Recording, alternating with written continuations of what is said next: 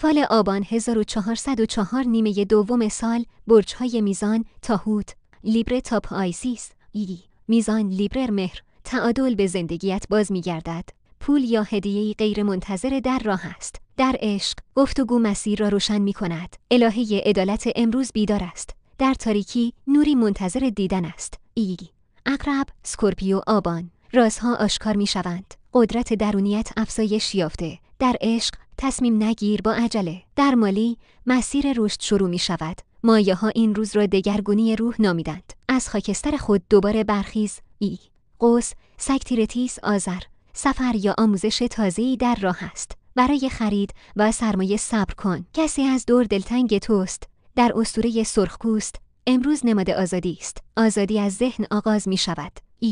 جدی که اپرتورن دی پیشنهاد کاری تازه می‌رسد. در عشق رابطه‌ای جدی‌تر می‌شود. در امور حقوقی یا قرارداد موفقی بابلی‌ها امروز را روز ذوحل می‌دانستند. انضباط پلی میان هدف و موفقیت است.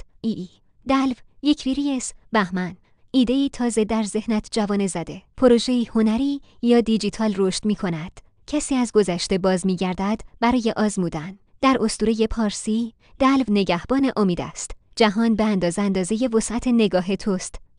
هوت پایسیس اسفند احساساتت عمیق‌تر از همیشه است. در درمان و سلامتی خبر خوبی میرسد.